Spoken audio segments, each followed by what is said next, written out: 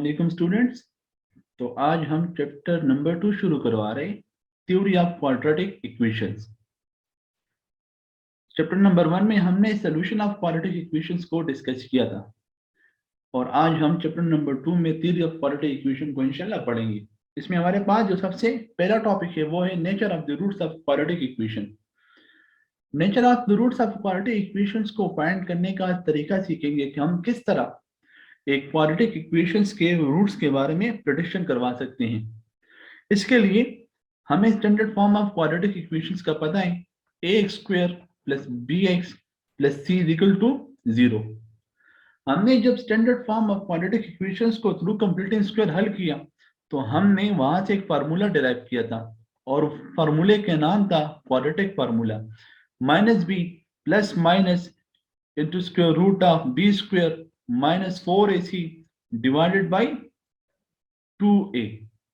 फिर हमें यह भी पता था क्योंकि यहाँ पर प्लस और माइनस था तो यहाँ पर हमारे पास दो पॉसिबिलिटीज थी और उन दो पॉसिबिलिटीज में हमारे पास हमने इसको एक दफा प्लस फॉर्म में लिखा था और एक दफा हमने इनको माइनस फॉर्म में लिखा था कि minus B into minus square root of B square minus 4ac divided by 2a। तो हम यहाँ देख सकते हैं कि यहाँ पर स्क्वायर रूट के अंदर हमारे पास एक टर्म नजर आ रहे हैं और वो टर्म हमारे पास है बी स्क्वायर माइनस 4ac। इस बी स्क्वायर माइनस 4ac को हम मैथमेटिक्स के जबान में हम इसको नाम देते हैं डिस्क्रिमिनेंट। डिस्क्रिमिनेंट की मदद से ही हम नेचर ऑफ रूट को फाइंड करेंगे। हम डिस्क्रिमिनेंट की मदद से ये बात डिराइव करेंगे, ये बात प्रूफ करेंगे कि आपके पास जो क्वाड्रेटिक इक्वेशन है उस क्वाड्रेटिक इक्वेशन के जो रूट्स होंगे वो किस टाइप के होंगे। लेकिन सबसे पहले हम डिस्क्रिमिनेंट को फाइंड करने का तरीका सीखेंगे कि डिस्क्रिमिनेंट को कैसे फाइंड किया जाता है, डिस्क्रिमिनेंट को फाइंड करने का तरीकेकार क्या होगा। तो इसके लिए हमारे पास एज इट इज जिस तरह हम किसी क्वाड्रेटिक इक्वेशन से ए बी और सी की वैल्यू फाइंड करते हैं तो यहाँ पर भी हम सिमिलरली ए बी और सी की वैल्यूज लेकर इसमें पुट करेंगे और डिस्क्रिमिनेंट को हम फाइंड करेंगे। फॉर एग्जांपल हमारे पास एक क्वेश्चन है और क्वेश्चन है हमारे पास 2x स्क्वायर माइनस 7x। हमारे पास एक क्वेश्चन है 2x square minus 7x plus 1 is equal to 0। हम यहाँ देख सकते हैं कि यहाँ पर a की वैल्यू हमारे पास है 2, b की वैल्यू हमारे पास है माइनस 7 और c की वैल्यू हमारे पास है 1। तो हम यहाँ देख सकते हैं कि a हमें डिस्क्रिमिनेंट की जो वैल्यू है वो है b स्क्वायर माइनस 4ac। इसमें वैल्यूज पुट करें, b की वैल्यू भी पुट करें तो b की वैल्यू है माइनस 7 स्क्वायर माइनस 4ac। यहाँ हम देख सकते हैं तो माइनस 7 स्क्वायर बराबर है 49 के और ये बन जाएगा 4 2s are 8। तो जब हम 49 से 48 को माइनस करेंगे तो हमारे पास रिजल्ट आ रहा है 41। तो ये था डिस्क्रिमिनेंट को फाइंड करने का तरीका।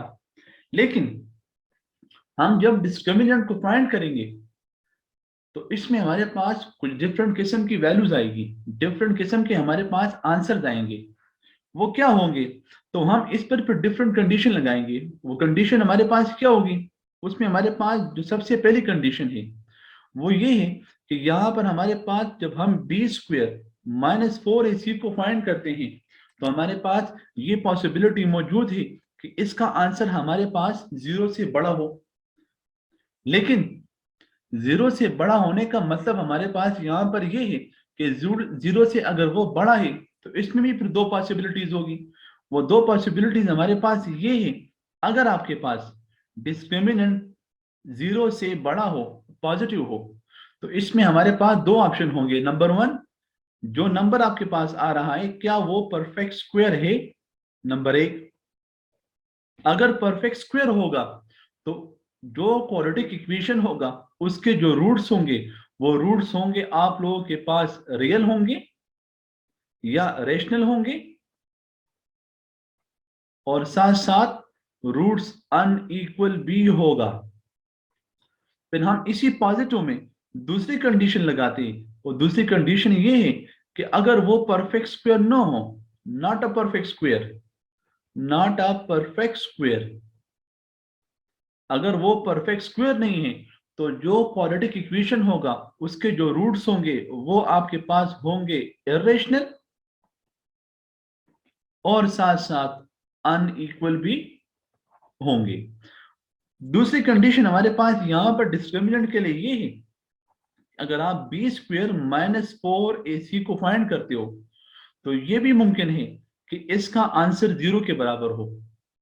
तो इस केस में आप लोगों के पास जो रूट्स उस क्वाड्रेटिक इक्वेशन के होंगे उसका जो नेचर होगा, नेचर उसका होगा रेशनल।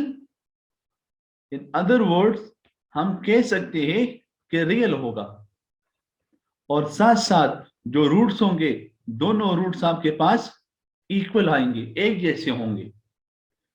इस तरह हम यहां पर भी इस रेशनल के साथ रियल भी लिखवा सकते हैं, क्योंकि रियल हमारे पास रेशनल और इर्रेशनल दोनों को कवर कर रहा है।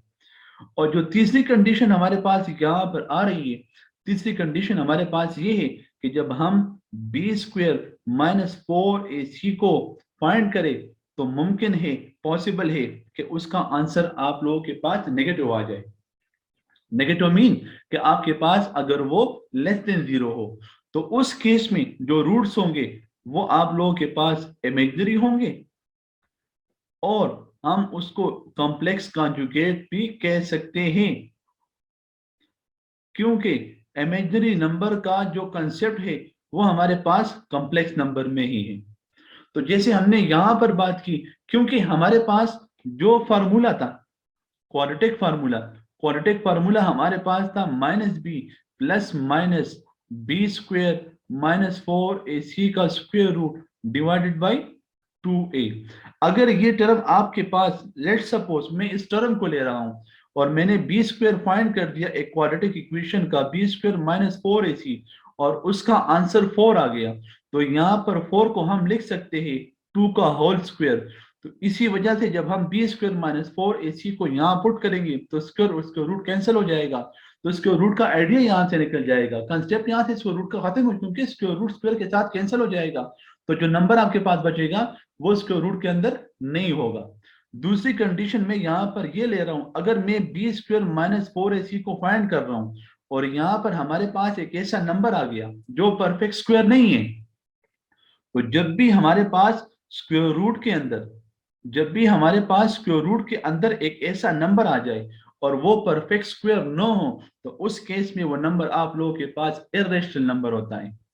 जैसे हमने ऊपर वाले में डिस्कस किया, और ऊपर वाले में हमने कहा कि अगर स्क्वायर रूट के अंदर एक परफेक्ट स्क्वायर नंबर आ जाता है तो वो स्क्वायर और स्क्वायर रूट खत्म हो जाता है, तो वहां से आप लोगों के पास वो स्क्वायर रूट खत्म हो जाएगा, सिर्फ 2 रह जाएगा।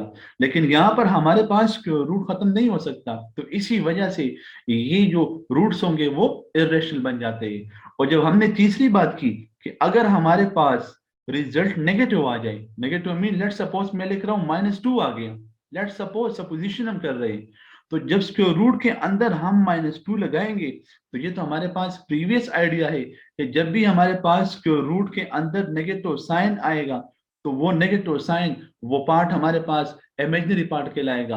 और हम इसको ऐसे भी लिखवा सकते, क्योंकि ये स्क्वायर रूट -1 पर भी था और 2 पर भी था, तो अंडर रूट 2 तो नहीं निकल सकता, लेकिन ये जो टर्म था हमारे पास ये बराबर था आयोटा के, तो इसी वजह से हमने कहा कि this is an imaginary part, क्योंकि ये आपके पास एक इमेजिनरी रूट देगा, ये आपके पास कॉम्प्लेक्स कॉन्जुगेट होंगे। ओके स्टूडेंट्स, आज हमने क्वाड्रेटिक इक्वेशंस के लिए नेचर ऑफ रूट को डिस्कस किया, डिस्क्रिमिनेंट को डिस्कस किया कि नेचर ऑफ रूट को कैसे फाइंड किया जाता है, और हम किस तरह किसी भी क्वाड्रेटिक इक्वेशन के बारे में प्रेडिक्ट करवा सकते हैं कि इसका जो रूट होगा वो किस टाइप का होगा। इंशाल्लाह अगले लेक्चर में हम एक नए टॉपिक के साथ आएंगे कि हम किस तरह एक क्वाड्रेटिक इक्वेशन से एक अननोन वेरिएबल फाइंड करेंगे थ्रू डिस्क्रिमिनेंट। तो तब तक के लिए अल्लाह हाफिज।